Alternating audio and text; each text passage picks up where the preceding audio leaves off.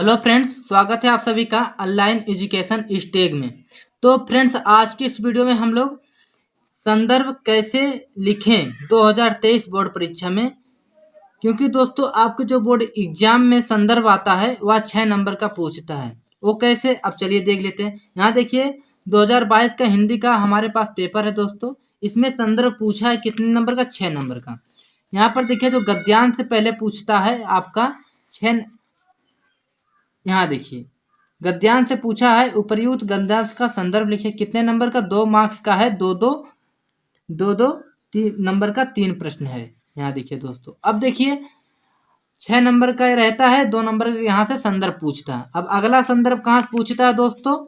अगला जो संदर्भ होता है आपका, वह यहाँ से पूछता है पद्य से, यानी पद्यांश जो होता है। देखिए, यहाँ से पूछा है 1 + 4 + 1 6 नंबर का। अब देखिए, यहाँ पर आपको बोला है निम्नलिखित पद्यांशों में से किसी एक की संदर्भ सहित व्याख्या कीजिए। आपको यहाँ पर भी संदर्भ लिखना है। अब देखिए, अगला जो आता है दोस्तों आपका, वो आता है संस्कृत का संदर्भ कैसे लिखें। यहाँ देखिए, निम्नलिखित में से संदर्भ सहित हिंदी में अनुवाद कीजिए। आपको दोस्तों संदर्भ सहित क्या करना? अनुवाद करना है संस्कृत का।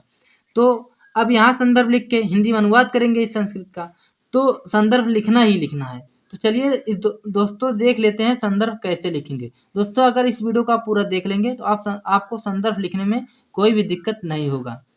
यहाँ पर देखिए दोस्तों, अब संदर्भ कैसे लिखेंगे, चलिए सीखते हैं।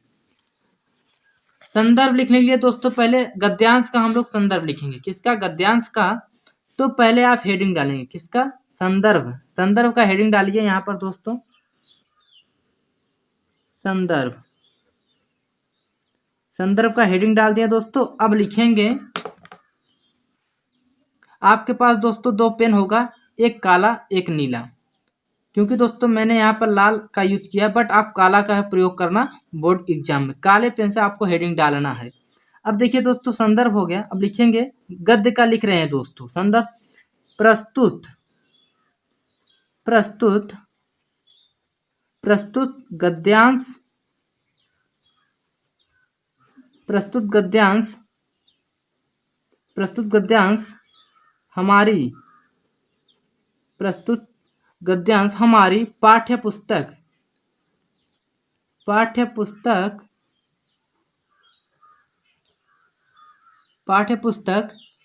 हिंदी के, क्या दोस्तों? हिंदी के प्रस्तुत गद्यांश हमारी पाठ्यपुस्तक हिंदी के। अब चैप्टर का नाम लिखेंगे। चैप्टर का नाम लिखेंगे, मान लीजिए दोस्तों कोई भी चैप्टर हो सकता है। आप लिखेंगे, मैं लिख दे रहा हूँ मित्रता। क्या? मित्रता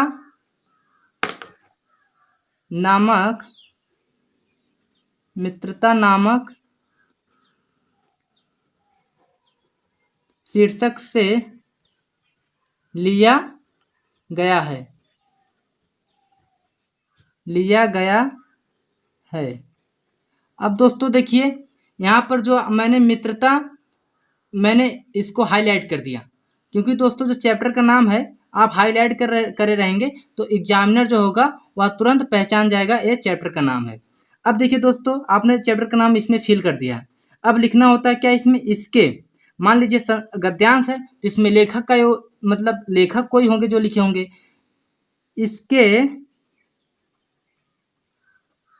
इसके लेखक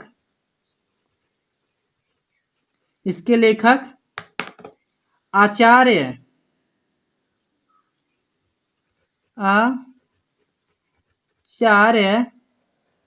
रामचंद्र शुक्ल जी हैं। कौन है? आचार्य रामचंद्र शुक्ल जी हैं। अब देखिए दोस्तों, मैंने इसको भी हाईलाइट कर दिया। क्योंकि जो आपका संदर्भ होता है दोस्तों, इसमें सिर्फ चैप्टर का नाम और लेखक का नाम लिखा जाता है। मैंने वही यहाँ पर हाईलाइट कर दिया, मित्रता और लेखक का नाम। अब दोस्तों देखिए, जो आपका गद्य का संदर्भ होता है पूरा हो चुका। अब आप लिखेंगे पद्य का। इसमें सेम रहता है, आपको क्या करना होता है? सिर्फ संदर्भ हेडिंग डालेंगे। आपको क्या करना होता दोस्तों? अब पद्य का संदर्भ कैसे लिखेंगे? पद्य का संदर्भ लिखने के लिए दोस्तों कुछ भी नहीं करना होता, सिर्फ आपको जो प्रस्तुत गद्यांश है यहाँ पर लिखना होता है, इसके जगह पद्यांश। क्या लिखना होता है? पद्यांश लिखना होता है। आप लिखेंगे प्रस्तुत पद्यांश हमारी पाठ्य पुस्तक हिंदी के, मान लीजिए पद्यांश है तो कोई भी हो सकता है, यहाँ पर चैप्टर का नाम हो जाएगा, उसके बाद नामक शीर्षक से लिया गया है। अब यहाँ पर इसके, यहाँ लेखक है तो वहाँ बोलेंगे आप इसके रचयिता कोई भी हो सकते हैं, मान लीजिए सूरदास, इसके रचयिता सूरदास जी हैं, आप ऐसा लिखेंगे। अब दोस्तों आप समझ गए होंगे गद्य और पद्य में कोई अंतर नहीं है ज़्यादा, यहाँ पर गद्यांश है तो वहाँ पर पद्यांश होगा। अब हम लोग लिखेंगे संस्कृत का कैसे लिखा जाता संदर्भ। देखिए संस्कृत का जो संदर्भ होता है वह लिखा कैसे जाता है। अब लिखेंगे दोस्तों संस्कृत का संदर्भ लिखेंगे, मान लीजिए संस्कृत का हम लोग संदर्भ लिख रहे हैं वो भी किसका? गद्यांश का। यहाँ पर लिखेंगे प्रस्तुत गद्यांश, प्रस्तुत गद्यांश संस्कृत, क्या? संस्कृत दिग्दर्शिका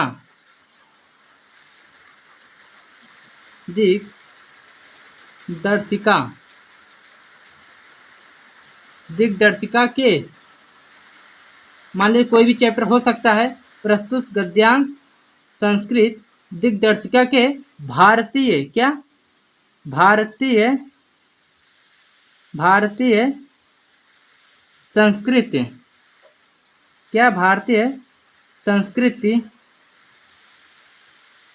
संस्कृति पाठ से, क्या? पाठ से लिया गया है, पाठ से लिया गया है। अब दोस्तों देखिए आप, अब संस्कृत का हो गया, ऐसे लिखना होता है क्योंकि दोस्तों जो संस्कृत में होता है उसके लेखक होते नहीं तो लेखक का नाम नहीं रहेगा।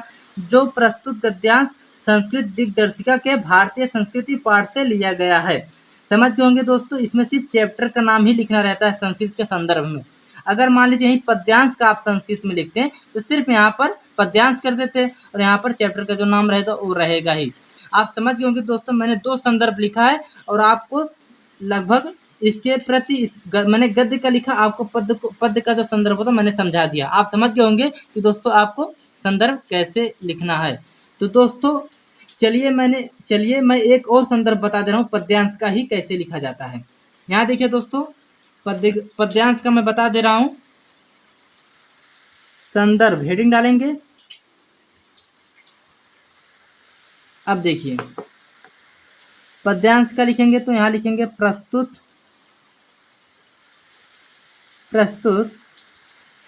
पद्यांश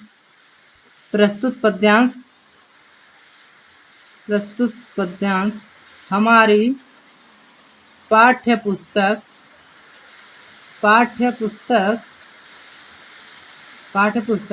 हिंदी के, क्या?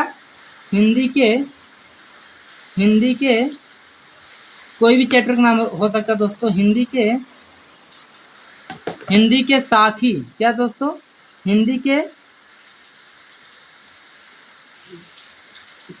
के साहित्य लहरी, क्या दोस्तों? साहित्य लहरी नामक शीर्षक से, क्या? साहित्य लहरी नामक शीर्षक से लिया गया है, क्या? लिया गया है। अब दोस्तों देखिए लिया गया है, अब लिखेंगे इसके रचयिता कौन है दोस्तों? इसके रचयिता सूरदास जी हैं। कौन है? सूरदास जी हैं। अब समझ गए दोस्तों आपको पद्य का कैसे लिखना है संदर्भ।